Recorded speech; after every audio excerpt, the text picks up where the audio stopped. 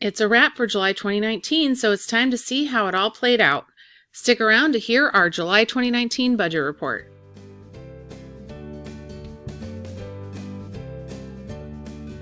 Hi friends, welcome to the Budget Bounce. Let's jump right into the July numbers. So here's our income for July, and you can see our regular income is blacked out, but we include all of the money that we pulled in from sinking funds. And we had to pull in, I think, like close to $1,300 to cover several things that we had planned. That included some vacation and travel funds for vacation, online subscriptions, some money for Henry, and city utilities and auto registrations. Plus, we had a reimbursement from State Farm up here for a total of $63 from them, and that brought our total to $10,249. In giving, we went over by $10 for a total of $110 for the month. And in housing, we came in as planned at $1,591. And that included our quarterly city utility bill that is due in July every year, $192 for that we used sinking funds for. We also came in right on target in transportation at $404. That included a license plate registration renewal at $103 here. Again, that was covered by a sinking fund. In food, we went way over here, you can see on on dining out. And so there was that, but we came in under on groceries. So that brought us to a total of about $29 over, $603 and change instead of $575 is how food went this month. And it's almost time for the kiddo to head back to school, so we got everything for first semester paid along with his food service account. Plus we gave him some spending money for a checking account that he opened up after he started his first job. So overall we came in $52 over at $229, but this was just a wash because we plan on $250 a month for him anyhow. So it was just cash flowing all of this. We didn't have to use sinking funds for any of it. In pets, we went over in grooming because we missed Cotton's appointment in June. So for those of you that are new, Cotton is our long-haired cat. And anybody who has a long-haired cat knows that their fur can get really, really messy. And this isn't a vanity thing. This is about their health and their quality of life because it can really become a mess. And after 9 weeks without a grooming appointment, she was extremely matted. And it was so bad that they had to shave her belly. It was so sad, like, to see her. Anyway, she's a skittish cat who loves her mama, that's me, but only when it's on her terms, which is when I'm sitting in my recliner or if I'm lying in bed. If I or anyone in the family approaches her, she runs. Nope, we don't get to do it when we want to do it. The way that we made it work for so long to do it every 4 weeks is the fact that she comes to bed with me at night. Like, as soon as I get settled in, she's right there in my face looking for lovings. And she used to be in bed with me when I woke up in the morning. But in recent weeks, it's been months. In the last few months, she has stopped being in bed in the morning with me when I wake up. And, when she would come and see me as soon as my alarm would go off, on the day that it was time for her grooming, I would give her lovings like normal, and then I'd roll out of bed with her and put her in the crate. Well, now she disappeared, and we have a 2-story house with a basement, so we can never find her. And that's how we end up going 9 weeks. And then that meant that the cost, because she was such a mess and it was so much effort to get her cleaned up, that visit cost $48 instead of the normal $15. So if we'd gone twice, it would have cost $30, but because we missed once, it cost $48. So anyhow, then add in the fact that we had some meds for the dog, and that puts us at $54 over, $69 total, $54 over for pets for the month of July. Moving to insurance, we planned on $736, and that's exactly what we ended up spending. So these first few here, these all come out of our paychecks, they're deductions through our employers, and then the rest of it just comes out of our checking like normal. And then we didn't spend as much as we planned in entertainment, so we were at $58, which was $17 under for the month. We came in under in health because I didn't get any medical bills in the month of July that needed to be paid. And so I have figured out that they bill quarterly to all of the, they pay claims quarterly. So then what happens is I get billed for a whole bunch of stuff all at once. Anything that happened 9 months ago over the course of 3 months. It's silly. But anyway, so we came in under by $102 in health. And then in extras, we had a couple of things going on here. So first up was my boys' vacation. So Matt and Henry went on a 4-day, 3-night trip to Chicago. They ran around like tourists all day, every day, and made the most of their time. They used a city pass and truly had a blast. They were all over the place. They came in just $76 over budget, all in. And then in hair and brows, we were $11 over at $26 total. And that's because Matt decided he needed to get a haircut, which was fine. And because this whole entire thing, this $1,002, all of it covered by sinking funds. So not a problem. Then we had our Carbonite annual renewal of $72. And crap, I forgot about that. And this is our backup program or backup subscription that we have. So that renews annually. And then moving on to envelopes, which are technically electronic envelopes, we came in at almost double what we budgeted. So you can see that my spending here was over by almost $13. And then Matt was right on target. He's the only one who pulls cash out. All the rest of these are just sit in the checking account. And then miscellaneous was over by $9. But then when you look at household, it was almost quadruple what we planned. And this is because of issues with one of our AC units. As the hottest weekend of summer was approaching, our main floor AC unit started leaking everywhere. So we have window units because our central air died in 2015 and we've never replaced it. So this is water going everywhere on plush carpet. So the place that we took the unit to get fixed before the hot weather, was not able to get it fixed before the hot weather got here. So what we did was we bought a used one off of Facebook Marketplace for $100. Plus we had to pay about $75 for the repair for our existing unit. So you put those two things together. Oh, we paid $80 for it. And so 80 plus 75 was a total of $155 of this $190. So if we didn't have the AC things going on, we would have spent $35 and been under budget in this line item. And we're really lucky that we can cash flow things like this. So it didn't impact, we didn't have to pull any money out of sinking funds for this, but what it did was it impacted our ability to we're trying to work at rebuilding our emergency fund, and we've got to build up that auto insurance sinking fund, and we didn't get much traction on either one of those because of this. In the budget bounce, we didn't have any surprises. It was $9.99 for Adobe Spark. So in savings, you can see here that we planned on $374 and we only did $351. And the reason for that is the emergency fund. And we just, because of not being able to put as much in as we wanted to, we came in a little under. We started at $2,002 and then we ended up at $2,344. And of that, about $958 or so is liquid in just regular savings accounts. Now for sinking funds, let me get up here where you can see them all. You can see that we planned on $450 for our new auto insurance sinking fund for the 6 months that we're trying to save up, but we were only able to put $125 away for it, and that's a bit scary since we need $1,600 in it by the end of October. But this was impacted by the money that we spent on the air conditioner. And then we have auto registrations for $18, city utilities for $80. We didn't put anything to clothing this month. $25 into estate planning, nothing into gifts or Henry's school. Holidays, we did $50. Image and cosmetics, we planned on $50, but we spent $26 already, so we only put $24 in here, which totals $50.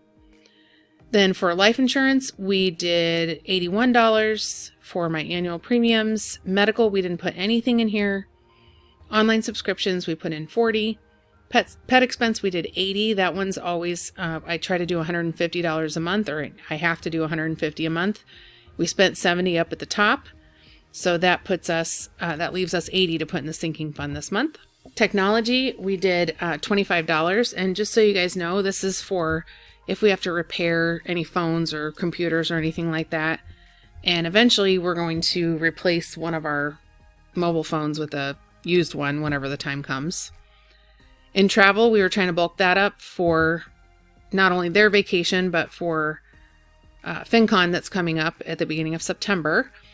And then vacation, we did $100, vehicles $100, and wedding anniversary $15. So we planned on $1,919 and we did $1,463.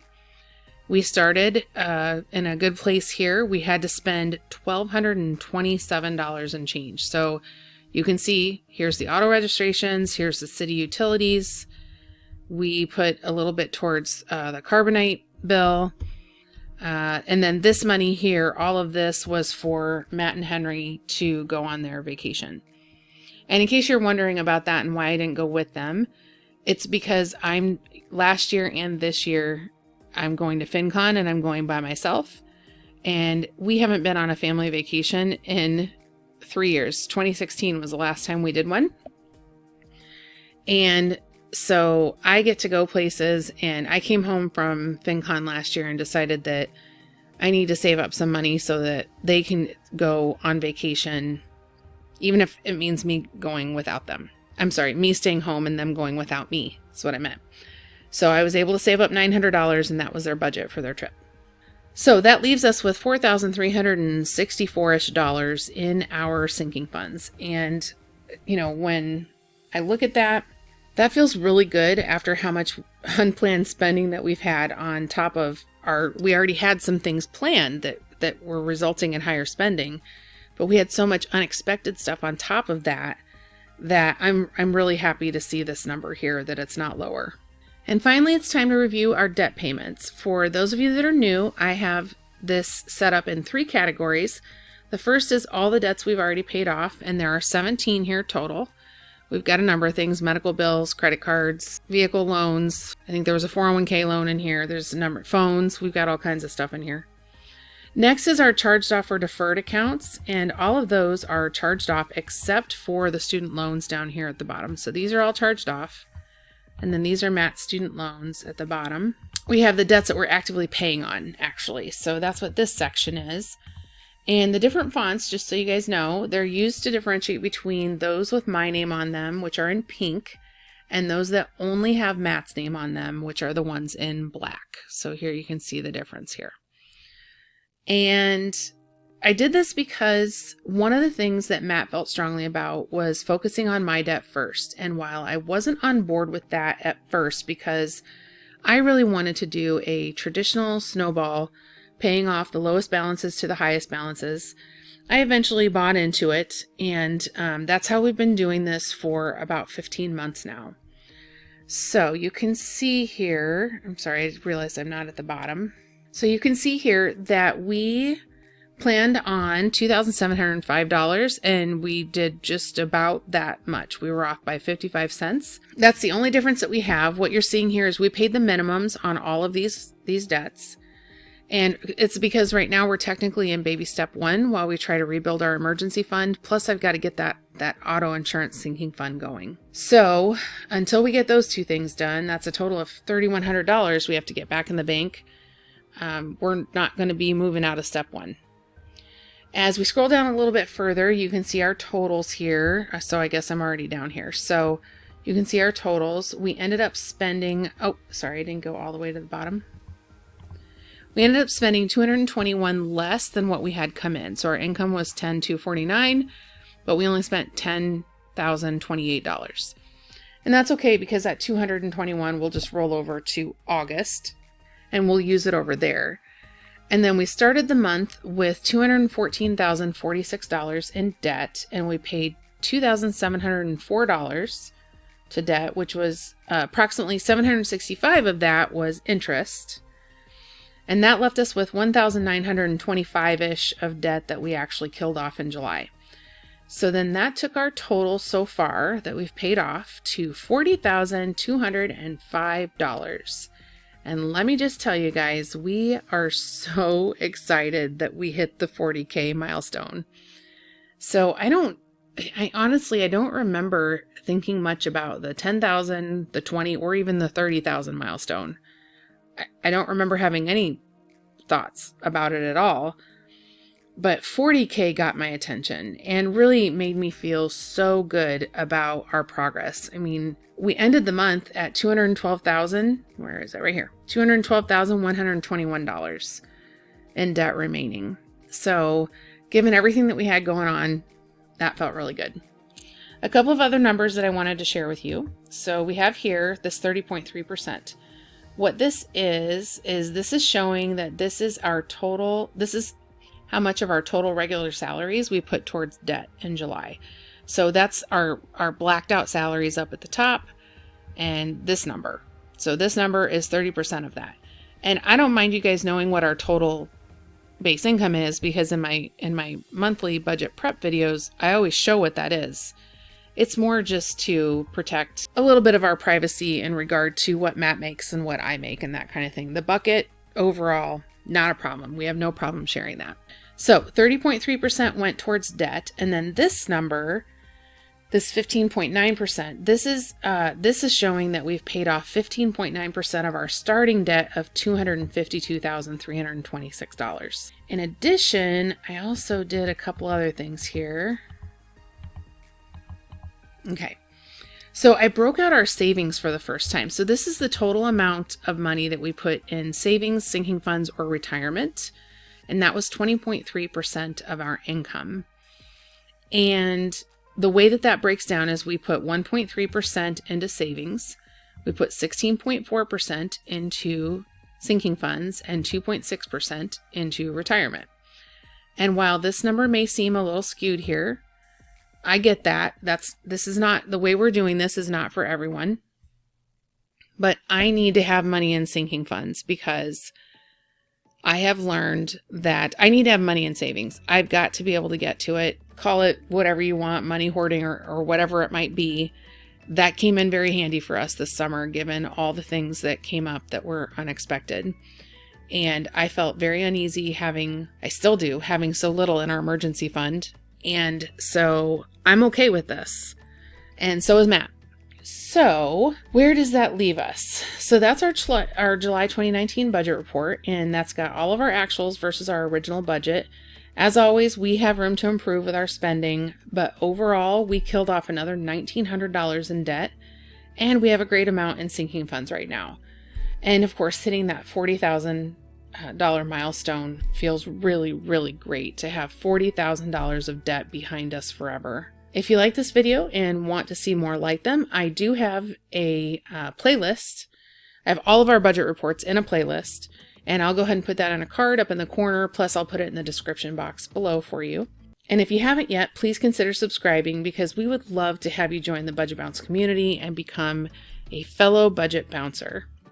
I really appreciate your time. I get it. Your support and your time it's important to us, and it's important to you. Your time is valuable, and we appreciate you being here as we work through our journey to financial freedom. And, of course, that starts with our debt payoff. I know you have a lot of other things you could spend your time on, and I'm so happy that you're here.